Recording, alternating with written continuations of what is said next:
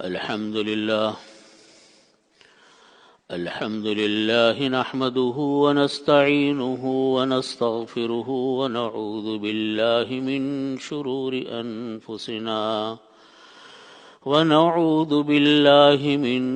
شرور أنفسنا ومن سيئات أعمالنا من يهده الله فلا مضل له ومن يضلله فلا هادي له وأشهد أن لا إله إلا الله وحده لا شريك له وأشهد أن سيدنا وسندنا ومولانا محمدا عبده ورسوله.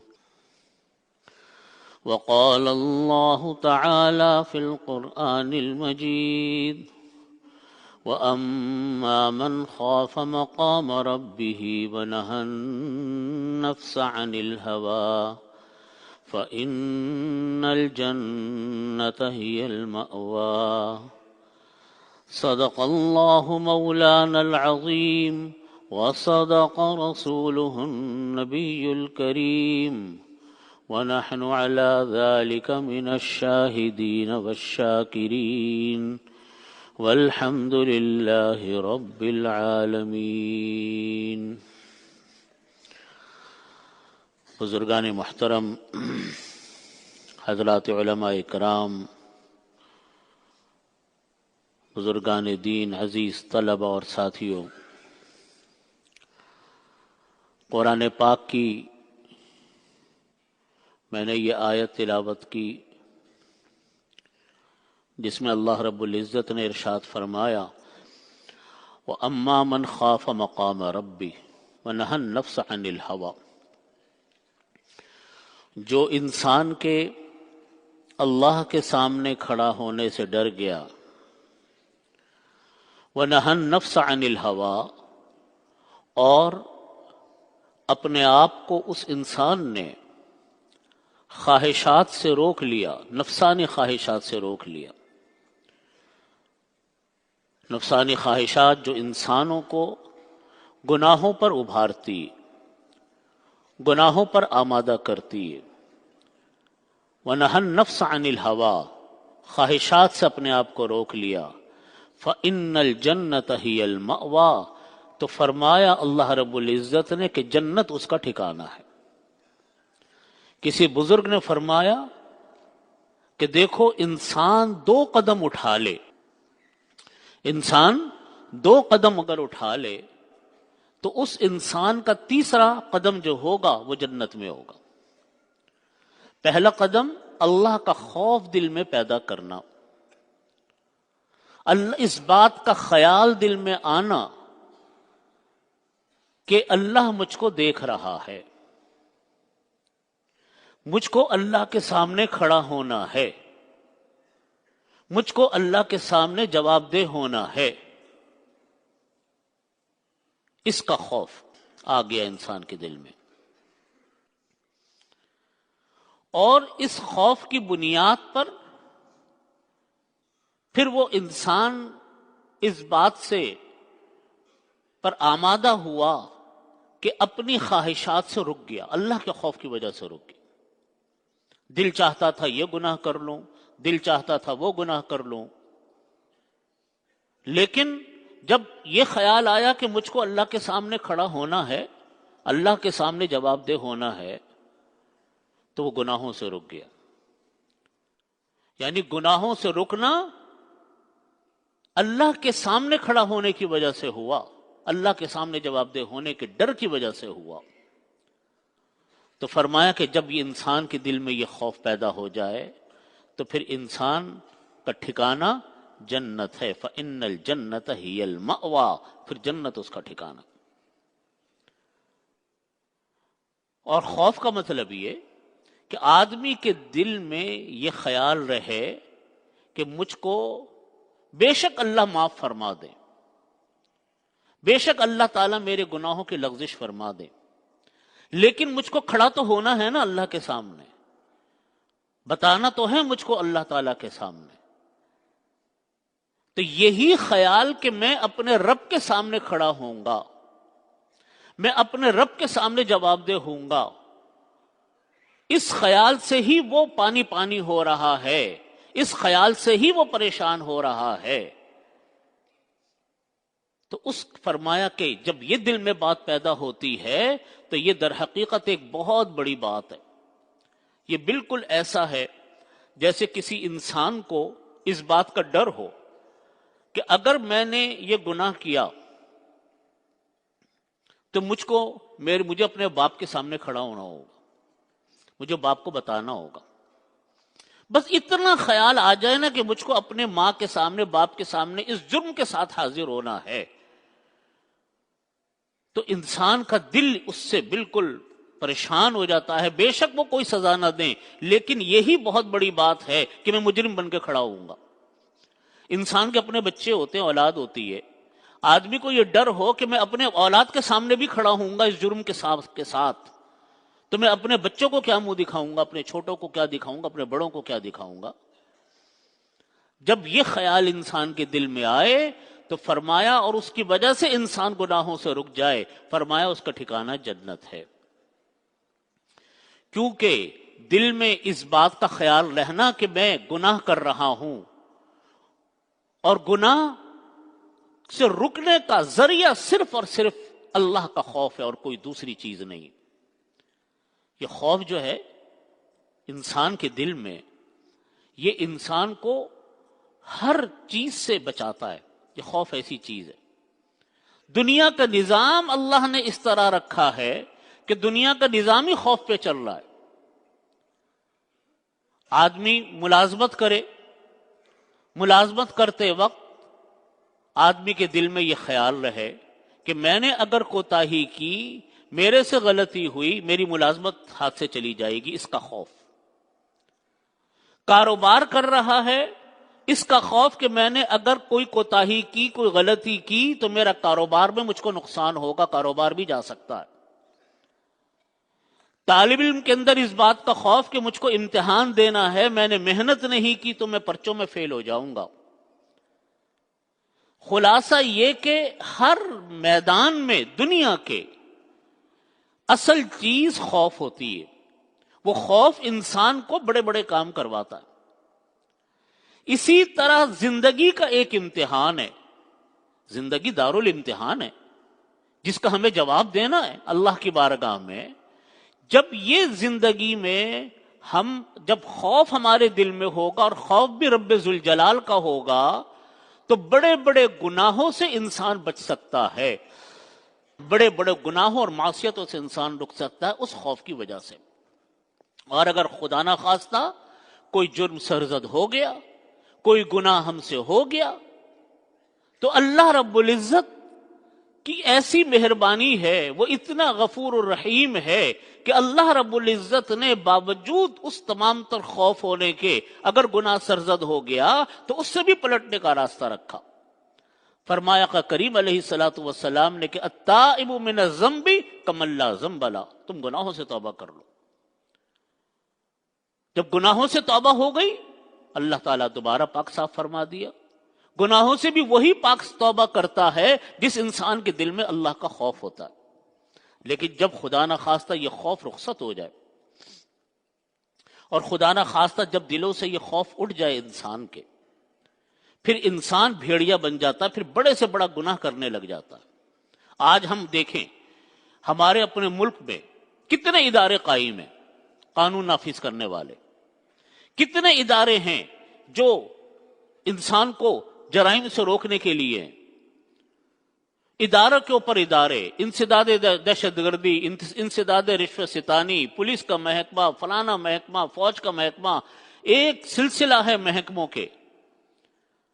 لیکن جب انسان کے دل میں کوئی خوف نہیں رہتا، جب انسان کے دل میں اللہ کا خوف دل سے اٹھ جاتا ہے، تو بس پھر وہ انسان گناہوں کی زندگی میں ایسا الجھتا ہے کہ پھر اس کا کوئی کنارہ انسان کو ملتا نہیں ہے رکنے کا۔ آج ہم ہر میدان میں دیکھتے ہیں کہ ہمارے ہاں گناہوں کی کثرت ہے، رشوت کی کثرت ہے، دھوکے کی کثرت ہے، جھوٹ کی کثرت ہے، لاقانونیت ہے، کوئی حال کسی بھی مرحلے کے اوپر کہیں رک نہیں رہا. اگر کوئی پوچھے کہ ان ساری چیزوں کے پیچھے کیا ہے، ان ساری چیزوں کے پیچھے در حقیقت اللہ کا خوف ہے جو دلوں سے اٹھ گیا. نبی کریم صلی اللہ علیہ وسلم نے اسی کو فرمایا اکثروا ذکر حازم اللذات الموت، کہ تم لوگ کثرت کے ساتھ لذتوں کو توڑنے والی چیز موت کو یاد کیا کرو. تم لوگ لذتوں کو توڑنے والی چیز موت کو کثرت سے یاد کیا کرو، کیونکہ جب انسان کو یہ خیال آتا ہے کہ میری ان تمام خواہشات، میری ان تمام لذتیں، اس کا اختتام ہو جائے گا موت کے ساتھ، تو آدمی کو دل میں خیال آتا ہے کہ میں جو گناہ کا کام کر رہا ہوں یہ کیسے ختم ہوں. حضرت عمر فاروق رضی اللہ عنہ ایک مرتبہ رات کو گشت پر تھے. دوران گشت معمول تھا حضرت عمر فاروق رضی اللہ عنہ کا کہ راتوں کو گشت فرماتے تھے، دیکھتے تھے مدینہ طیبہ میں گلیوں میں گھومتے تھے. ایک مرتبہ حضرت عمر فاروق رضی اللہ عنہ گشت پر تھے تو ایک گھر کے پاس سے جب گزرے آدھی رات کا وقت، تو ماں بیٹی کی آواز، باتیں کرنے کی آواز آ رہی تھی. ماں کہہ رہی تھی بیٹی کو کہ بیٹی تم ایسا کرو دودھ میں پانی ملا دو. ایسا لگتا کہ ان کا کوئی کاروبار تھا. حضرت عمر بیٹی نے کہا کہ اماں اب حضرت امیر المومنین حضرت عمر فاروق رضی اللہ عنہ کا فرمان ہے کہ کوئی انسان دودھ میں پانی نہ ملائے، یہ جرم ہے، یہ منع کیا. تو ماں نے کہا کہ بیٹا اس وقت کون سا حضرت عمر فاروق یہاں پر موجود ہیں، کون دیکھ رہا ہے؟ تو بیٹی نے کہا کہ اماں اس وقت عمر فاروق رضی اللہ عنہ تو دیکھ نہیں رہے، لیکن ان کا حاکم تو دیکھ رہا ہے، ان کا اللہ تو دیکھ رہا. فَأَيْنَ اللَّهُ، بیٹی نے یہ جملہ کہا کہ فَأَيْنَ اللَّهُ، اس وقت اللہ کہاں گیا؟ حضرت عمر فاروق یہ جملہ سن رہے باہر، کہنے لگے کون یہ لڑکی ہے جو اتنی بڑی ولی اللہ ہے کہ آدھی رات کو بھی اس کو یہ خیال ہے کہ مجھ کو اللہ دیکھ رہا. تشریف لے گئے، گھر پر نشان لگایا، تشریف لے گئے. گھر جا کر معلومات کروائیں، پھر اپنے بیٹے حضرت عبداللہ ابن عمر رضی اللہ عنہما کے رشتے کا پیغام اس لڑکی سے بھیجا. فرمایا کہ یہ لڑکی اس لائق ہے کہ اس کو اپنے گھر میں بہو بنا کر لے کر آؤں. رشتے کی یہ بنیاد ہوتی تھی پہلے کہ کون لڑکی کتنی زیادہ اللہ کے ڈر رکھنے والی، کتنی زیادہ نیک اور بصیرت لڑکی ہے. پھر جب نکاح ہو گیا حضرت عمر فاروق رضی اللہ عنہ کے صاحبزادے سے اس خاتون کا، تو ان کے نواسے پیدا ہوئے حضرت عمر ابن عبدالعزیز رحمت اللہ علیہ. ان کے نواسے تھے، اس لڑکی کے نواسے حضرت عمر، ان کی نسل میں یہ پیدا ہوئے. تو دیکھو نیکی کے اثرات انسان کی اولادوں میں چلتے ہیں، نیکی کے اثرات سے انسان کی اولاد بہرور ہوتی ہے. اور حضرت عمر ابن عبدالعزیز رحمت اللہ علیہ یہ وہ شخصیت ہیں جن کے دور کو خلافت راشدہ کے ساتھ جوڑا جاتا ہے. کہا جاتا ہے کہ ان کا دور اتنا عظیم الشان دور تھا کہ یہ خلافت راشدہ کے ساتھ ان کو جوڑا جاتا ہے. بہت مختصر دور تھا، لیکن امن و امان اور انصاف اور تمام تر خوبیوں کے ساتھ یہ دور ایسا تھا کہ حضرت عمر فاروق رضی اللہ عنہ کے دور کی یاد تازہ کی. حضرت عمر ابن عبدالعزیز رحمت اللہ علیہ جب بادشاہ مقرر ہوئے تو پہلے تو حضرت عمر ابن عبدالعزیز رحمت اللہ علیہ کی جو زندگی تھی وہ ایسی فیشنیبل زندگی تھی اور ایسے شوقین مزاج تھے کہ کوئی حد نہیں. نوجوانوں کے آئیڈیل تھے، کہیں سے گزر جاتے تو خوشبو کی مہک دیر تک نہیں ختم ہوتی تھی. ان کا پہننا، ان کا اوڑھنا وہ جوانوں کا، نوجوانوں کا آئیڈیل ہوتا تھا، فیشن ہوتا تھا. لیکن جب حضرت عمر ابن عبدالعزیز رحمت اللہ علیہ خلیفہ مقرر ہوئے تو حضرت عمر ابن عبدالعزیز رحمت اللہ علیہ ایسی لگے ہیں خلافت کے کاموں میں اور ایسی دنیا چھوڑی ہے کہ اس کی مثال بھی نہیں ملتی. خاندان بھی بادشاہوں کا خاندان، لیکن جب اللہ رب العزت نے انتخاب فرمایا تو بالکل تاریخ الدنیا ہو گیا، خلافت کے کاموں میں لگ گئے۔ ایک مرتبہ عید کا اجتماع تھا، عید کے اجتماع میں سارے خاندان والے جمع، بادشاہوں کا خاندان، ان کی جو اہلیہ تھی وہ بھی ماشاءاللہ سلسلہ ان کا اسی طریقے سے چلا آ رہا تھا، مالداروں کا خاندان تھا۔ لیکن حضرت عمر بن عبدالعزیز رحمۃ اللہ علیہ چونکہ بالکل خلافت کے کاموں میں لگ گئے تو سارے کام وام ان کے ختم ہو چکے تھے دوسرے۔ اتنی غربت آ گئی تھی حضرت عمر بن عبدالعزیز رحمۃ اللہ علیہ کے پاس، عمر بن عبدالعزیز رحمۃ اللہ علیہ کے ہاں، کہ کتابوں میں لکھا ہے کہ ایک مرتبہ ہر وقت سفر میں رہتے تھے کیونکہ خلافت پھیلی پڑی تھی، تو ایک مرتبہ سفر سے آئے، بچوں کو گود میں بٹھا کر جب پیار کیا تو ان کے منہ سے پیاز کی بدبو آ رہی تھی۔ اپنی اہلیہ سے پوچھا کہ کیا بات ہے، بچوں کے منہ سے پیاز کی بدبو کیوں آ رہی؟ ان کی اہلیہ نے کہا کہ جو کچھ بھی تھا مہینے کا خرچہ وہ پورا ہو گیا، تو اب میں تو پیاز سے روٹی کھلا رہی ہوں۔ خلافت جس میں کوئی زکوٰۃ کا مستحق نہیں ملتا تھا، ان کے اپنے خلیفہ کے بچوں کا یہ حال ہو گیا تھا۔ تو جب عید کا اجتماع تھا تو سارے بچے جمع، خاندان جمع، نت نئے کپڑے پہنے ہوئے، طرح طرح کی چیزیں بچوں کے ہاتھوں میں گھر والوں نے پہنی ہوئی، جیسے عید کے موقع پر ہوتا ہے۔ اس سال عمر ابن عبدالعزیز رحمۃ اللہ علیہ کے پاس اتنے پیسے نہیں تھے کہ اپنے لیے، اپنے بچوں کے لیے عید کے کپڑے سلوا سکتے، چنانچہ ایسے ہی چلے گئے پرانے کپڑوں میں۔ لیکن وہاں جب دیکھا کہ سب بچوں کے پاس نت نئے کپڑے، نت نئی چیزیں، تو گھر واپس آ کر اپنے بچوں سے کہا کہ بیٹا ہمیں معاف کر دینا، اس سال ہم آپ کے لیے عید پر نئے کپڑوں کا انتظام نہیں کر سکے۔ تو بچے بھی باپ کی تربیت یافتہ تھے، بچوں نے کہا کہ ابا، عجیب جملہ کہا بچوں نے کہا کہ ابا جان ہمیں کوئی افسوس نہیں ہے کہ اس عید پر ہمارے لیے کپڑے نہیں بنے، ہمیں خوشی اس بات کی ہے کہ دنیا کی خوشیوں کے لیے آپ آخرت کی کسی مصیبت میں گرفتار نہیں ہوئے، دنیا کی خوشیوں کے لیے آپ آخرت کی کسی مصیبت کے لیے گرفتار نہیں ہوئے۔ تو بھائیو، جب اللہ تعالیٰ دلوں میں خوف پیدا کرتے ہیں، دلوں میں خوف آ جائے انسان کے، انسان بڑے بڑے گناہوں کو ترک کر دیتا۔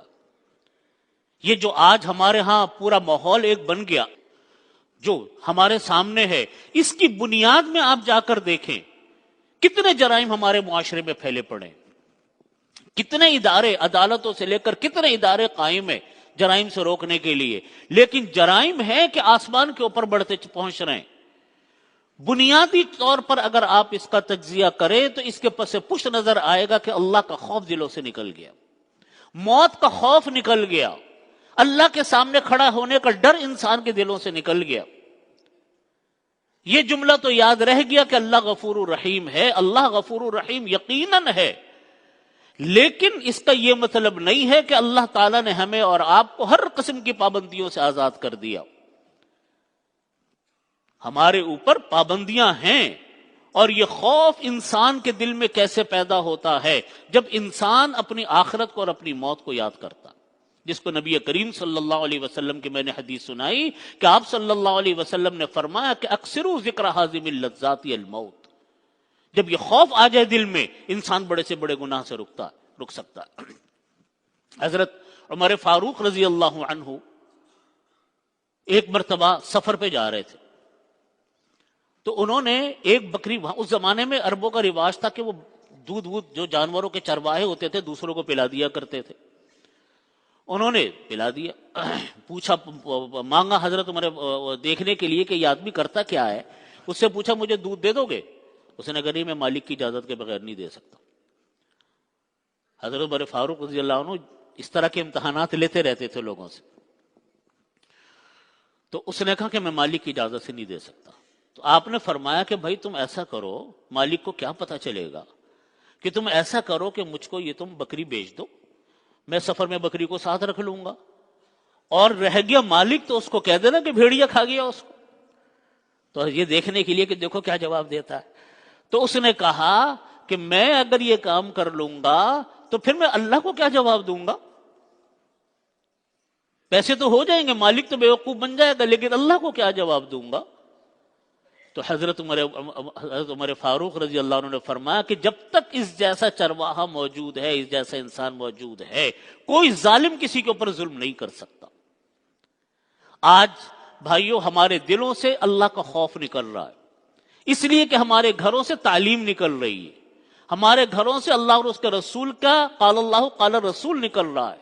ہمارے گھروں میں آج اللہ کی تعلیم نہیں ہے، اللہ کا ذکر نہیں ہے، ہمارے بچے اللہ کے حقوق کو اور بندوں کے حقوق کو نہیں جانتے، اس لیے کہ ہم نے کوشش نہیں کی۔ ہم لوگ جب بات کرتے ہیں تو برائیاں ہم عدالتوں کے اوپر ڈالتے ہیں، برائیاں ہم پولیس کے محکموں پر ڈالتے ہیں، برائیاں ہم حکومتوں پر ڈالتے ہیں، برائیاں ہم فلانے اداروں پر ڈالتے ہیں۔ وہ ادارے ضرور اپنے کام میں جو کر رہے ہیں، لیکن اگر میں اور آپ یہ سوچیں کہ ہم نے اپنی نسل بنانے کے لیے کیا کیا، ہم نے اپنی اولاد کو تیار کس طرح کیا، ہر شخص اگر اپنا جائزہ لے کہ ہم نے کتنا اپنے بچوں کو دین کی تعلیم منتقل کی، ان کے دل میں کتنا ہم نے اللہ اور اس کے رسول کا خوف پیدا کیا، تو ہمیں 0/0 نظر آتا۔ جب ہم گھروں میں اللہ کی تعلیم نہیں کریں گے، اللہ کا حکم نہیں پہنچائیں گے اپنی اولادوں کو، جب ہم گھروں میں اللہ تعالیٰ اور اس کے رسول صلی اللہ علیہ وسلم کے احکامات اپنے بچوں کو نہیں سکھائیں گے، تو بھائیو یہی کچھ ہوگا جو ہو رہا۔ نہ حکومت میں، نہ عدالتوں میں، نہ کسی اور محکمے میں اگر کوئی انصاف نہیں ہے، تو در حقیقت یہ جو نسل چلتی ہے، جو بچے آگے بڑھتے ہیں، جو اولاد آگے بڑھتی ہے، یہی جا کر حکومتوں میں بیٹھتی ہے، یہی جا کر عدالتوں میں بیٹھتی ہے، یہی اسمبلیوں میں آتی ہے، یہی حکومتی اداروں میں بیٹھتی ہے۔ تو جب نیچے سے تربیت نہیں ہوئی تو اوپر تو خالی ایک قوم اور ایک فوج پہنچے گی جن کے پاس کوئی تعلیم نہیں ہوگی، اور وہی آج ہمارے ساتھ ہو رہا ہے۔ میرے والد ماجد حضرت مفتی محمد رفیع عثمانی صاحب رحمت اللہ علیہ، اپنی تقریروں میں نے کئی مرتبہ ان سے یہ بات سنی، وہ یہ فرماتے تھے کہ جس طریقے سے ہمارے ہاں کا تعلیمی نظام چل رہا ہے، جیسا ماحول ہمارے ہاں چل رہا ہے، بچوں اس وقت سے جب یہ نوجوان نسل اوپر جا کر اپنا کام سنبھالے گی، اس وقت دیکھنا کیا نتیجہ نکلتا ہے۔ اور وہ نسل اب ہمارے سامنے آ رہی ہے، وہ نسل آج ہمارے سامنے اسمبلیوں میں، وہ نسل آج ہمارے سامنے حکومتوں میں، وہ نسل آج ہمارے ہاں وہ ہے جو کام سنبھالے بیٹھی ہے۔ دیکھ لیجیے آپ کے سامنے کیا حال ہے۔ اس میں قصوروار کوئی ایک فرد نہیں ہے، ہم میں سے ہر شخص قصوروار ہے۔ کیوں؟ اس لیے کہ ہم اپنی نسل کی تربیت نہیں کر پا رہے، اپنے لوگوں کو اللہ اور اس کے رسول کا قرآن پاک کا حکم، نبی علیہ الصلوۃ والسلام کی احادیث ہم اپنی نسلوں کو منتقل نہیں کر رہے۔ ہمارے اسکول اس سے خالی، ہمارے بازار اس سے خالی، ہمارے گھر اس سے خالی، اللہ کے ذکر سے، تو کہاں سے دلوں میں خوف پیدا ہوگا؟ جس کا جہاں ہاتھ چلتا ہے، داؤ چلتا ہے، وہ حرام کر بیٹھتا ہے۔ نتیجہ اس کا کیا ہے؟ نتیجہ ہمارے اور آپ کے سامنے۔ میں اسی لیے یہ بات اپنے بھائیوں سے عرض کرتا ہوں کہ یہ پیغام آپ اپنے گھر والوں کو پہنچائیں کہ جب تک ہم اپنی نسلوں کی تربیت نہیں کریں گے، جب تک ہم اپنی اولادوں کو دین نہیں پہنچائیں گے، انہی اولادوں نے بڑھنا ہے، انہی اولادوں نے آگے پہنچنا ہے، انہی نے کام سنبھالنا ہے۔ کوئی کہیں جائے گا بڑے ہو کر، کوئی کہیں جائے گا۔ جب تربیت نہیں ہوگی، نبی کریم صلی اللہ علیہ وسلم کے جو مقاصد اللہ رب العزت نے کلام پاک میں بیان فرمائے، ان میں سے ایک مقصد جو تھا وہ تربیت تھا کہ آپ تربیت فرمائیں۔ چنانچہ تربیت آقا کریم علیہ الصلوۃ والسلام نے ایسی فرمائی کہ وہ صحابہ کرام رضی اللہ عنہم اجمعین جو اسلام لانے سے پہلے، جب تک اسلام قبول نہیں کیا تھا، ایک ایسی قوم تھی زمانہ جاہلیت کی جو ایک دوسرے کے گلے کاٹتی تھی۔ خود صحابہ کرام یہ واقعات بیان فرماتے کہ ہم ایک دوسرے کے گلے کاٹتے تھے، ایک دوسرے کا حق مارتے تھے، ایک دوسرے کے خون کے پیاسے تھے، عزتیں ہم کسی کی پرواہ نہیں کرتے تھے۔ لیکن جب نبی کریم صلی اللہ علیہ وسلم آئے، صحابہ کرام رضی اللہ عنہم نے اسلام قبول کیا، تو وہ صحابہ کرام جو زمانہ جاہلیت میں ایسے تھے، وہ اسلام کے ایسے پیامبر بنے، وہ اسلام کا ایسا پیغام پہنچانے والے بنے اور ایسے امن کے داعی بنے کہ دنیا ان کو دیکھ دیکھ کر مسلمان ہونے لگی۔ پوری دنیا میں صحابہ کرام پہنچے۔ آپ کسی ملک میں چلے جاؤ، بیشتر ممالک کے اندر آپ کو پتہ چلے گا یہاں فلانے صحابی کی قبر ہے۔ انقلاب برپا کیا اپنے اخلاق سے، انقلاب برپا کیا اپنی تربیت سے. آج اسی تربیت اس سے ہمارا پورا ماحول خالی ہے. تعلیم کی کمی نہیں ہے ہمارے یہاں، تعلیم بہت ہے. بڑی بڑی یونیورسٹیاں کھلی ہوئی ہیں، بڑے بڑے اسکول کھلے ہوئے ہیں، بڑے بڑے کالج چل رہے ہیں، بے شمار ڈگریاں ہر انسان کے ہاتھوں میں موجود ہیں. لیکن انسانوں پر ظلم کرنے والے، انسانوں پر پہاڑ توڑنے والے یہی ڈگری ہولڈر ہیں، یہی تعلیم یافتہ لوگ ہیں. آپ دیکھیے فلسطین میں کیا ہو رہا ہے.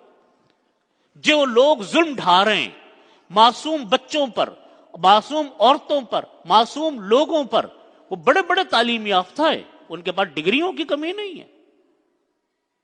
ابو غریب جیل کے اندر کیا ہوا آپ کے سامنے، افغانستان میں کیا ہوا آپ کے سامنے. کتنے بڑے بڑے جرائم، دنیا کو قتل و غارت گری اور خون سے نہلا دیا ان تعلیم یافتہ لوگوں نے، ڈگری ہولڈروں نے. ہمارے ملک میں آپ کے سامنے کتنے مظالم ہمارے ملک کے اندر موجود ہیں.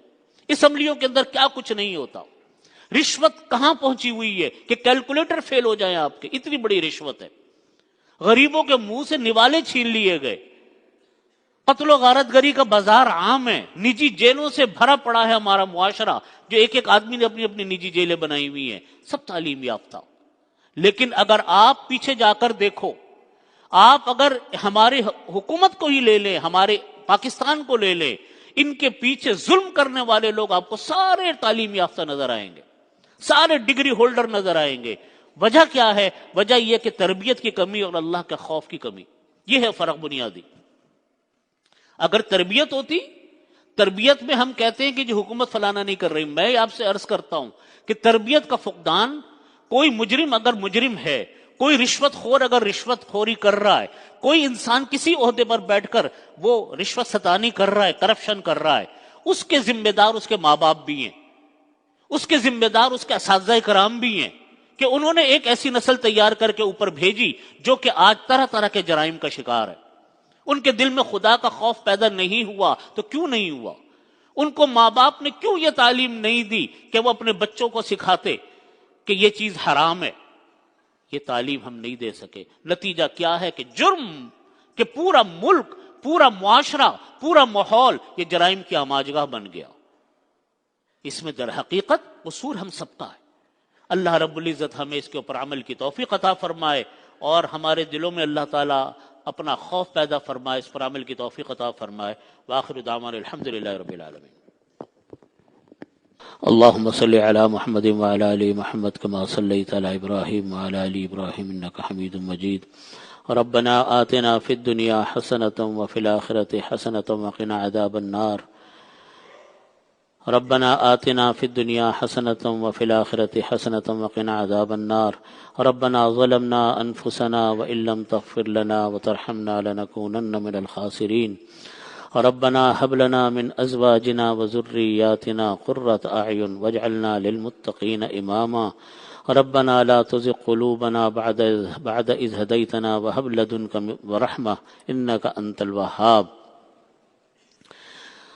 اللهم إنا نسألك تمام العافية ونسألك دوام العافية ونسألك الشكر على العافية ونسألك الغنى عن الناس. اللهم إنا نسألك عزائم مغفرتك ومنجيات أمرك والسلامة من كل إثم والغنيمة من كل بر والفوز بالجنة والنجاة من النار. اللهم لا تدع لنا ذنبا إلا غفرته ولا هما إلا فرجته ولا دينا إلا قضيته ولا حاجة من حوائج الدنيا والآخرة إلا قضيتها يا أرحم الراحمين. رب اغفر وارحم وأنت خير الراحمين. یا اللہ ہمارے تمام گناہوں کو معاف فرما، تمام صغیرہ کبیرہ گناہوں کی مغفرت فرما، دین اور دنیا کی ہر خیر عطا فرما، اس کے ہر شر سے ہماری حفاظت فرما. یا اللہ اپنی رضا کامل عطا فرما، ایمان کامل پر خاتمہ نصیب فرما، عذاب قبر سے محفوظ فرما. یا اللہ عذاب دوزخ سے محفوظ فرما، اپنے غضب سے، اپنے ناراضگی سے محفوظ فرما. یا اللہ ہر قسم کی آفات اور بلیات سے محفوظ فرما. ہم سب کو یا اللہ جنت الفردوس عطا فرما. یا اللہ ہم سب کو جنت الفردوس عطا فرما. یا اللہ تمام بیماروں کو شفاء کامل عاجل مستمر نصیب فرما. تمام مرحومین کی کامل مغفرت فرما۔ یا اللہ غزہ کے مسلمانوں کی مدد فرما، یا اللہ ان کی مدد فرما، ان کی نصرت فرما، یا اللہ ان کو فتح مبین عطا فرما، یا اللہ دشمنوں کو یا اللہ تباہ و برباد فرما، ان کی طاقت کو پارا پارا فرما، ان کی ٹیکنالوجی کو تباہ فرما۔